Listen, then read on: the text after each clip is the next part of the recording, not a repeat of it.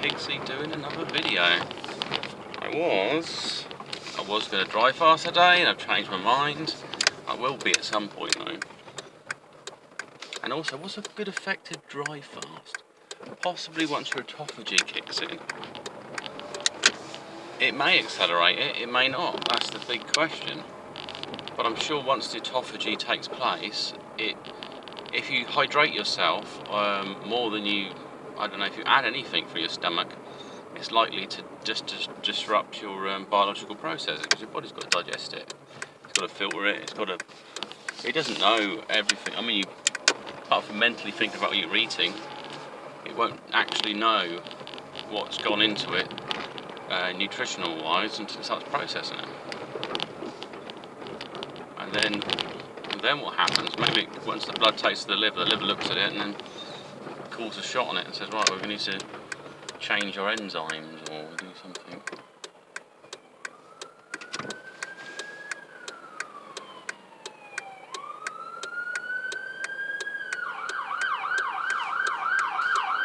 Get going. What are you doing? Can't reverse. No, you can't reverse. Go. What is she doing? Lunatics. Changed her mind and go into a different direction. She ain't got that power to do that. I don't know. Well, you can't reverse back into a roundabout. I know there's a lot of disruption took place. Or maybe she was too close to the curve. I don't know, but she went backwards before she went forward. Which is on a main road, so it didn't make any sense. Right, oh, and there's some lights. And then also I've had, let's get to nitty gritty. The OMAD, or 1 meal a day, so I've been doing that for 6 months. And I've lost a lot of weight. And I've had other benefits as well, so you look a bit younger and stuff like that. But I still need to keep going down that road. And some people it's like, oh, is that your age? You know, they get confused, because I'm 41 and people think, they either think I'm older than I am or I'm younger than I am. They're not too sure. So I'm throwing them off at certain levels, which is great.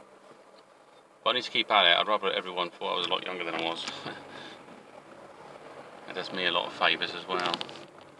And it's about upping your game, really. You shouldn't really be turning that way at all. It's about upping your game, because if you want to be more successful in life, it's not necessarily being a thinner person, but it's being a healthier person. It's being more of who you really are. What you'll find is it's kind of like if you had a statue and then you started building clay around it, you'd be hiding the details of what's really underneath. You know, you're just kind of corrupting your true self through gluttony and not finding who your true nature is. And they've got lots of foods now with stuff in them that should be there.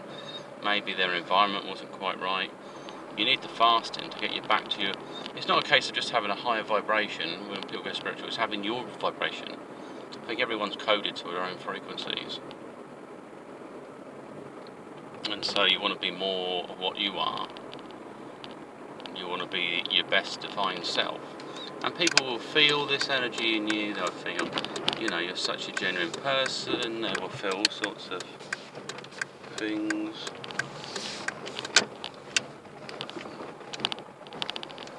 And that's important. So I don't think I've just slipped. I've basically had foods that I've put outside the window. I decided myself I shouldn't be too hard on myself, but maybe I should be. Maybe I should say, look, no, because I think once you've got results, you tend to back off and relax a bit. It's probably what you do is you re-evaluating, and this happens to all human behaviour. You know, like in a relationship. You know, there's this honeymoon period, you're all loved up, you're addicted to each other, then you might pull back to understand yourself a little better. Where you're going, do you like this new person you've become? This third avatar thing you created, this kind of version of yourself. You wouldn't do that. Have a conversation on the phone. look as if you're talking to the person who's not there, then decide to cross the road. But you see your body language was masked by the fact you're having a conversation with thin air. It's very weird, people like that. So, right, so yeah, basically I've been having these drinks, I had this party food, and nobody had the party food, so I ended up giving it back to me. The crisps are garbage, they seem to taste nice at the time, but play up with my stomach afterwards. And there's also drinks I'm not too sure about, and they're like lattes that are flavoured, like vanilla latte and caramel latte and all these other things, and just add water. I'm not too sure about them either at the moment.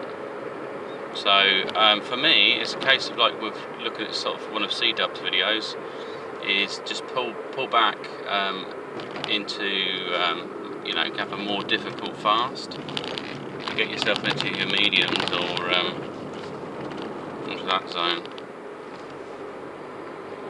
And I guess really the real easy one you would be having Diet Cokes is as your fluid intake, not black teas and things.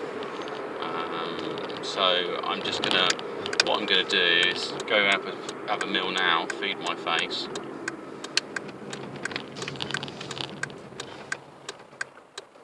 Yeah, you should be that way, should you? So I need to turn around and not take out the bloody other section of the flipping car park. So yeah, so basically we have a parking base, that's alright.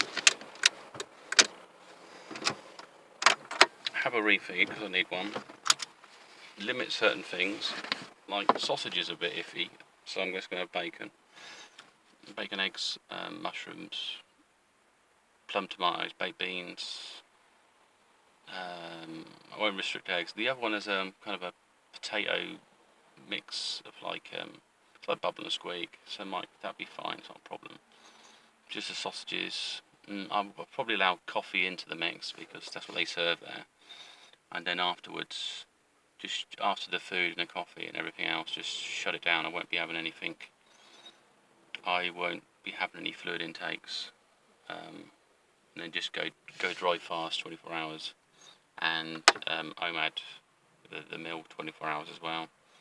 And that will maximise the what you can do in that period of time, basically. I've been eating calorie restricted for a while, so I don't know how many calories I had a day, I think. In my head, so I had a meal here, that probably took me up to 1,000, say. And then in the daytime, so maybe it was 1,500, around that kind of mark.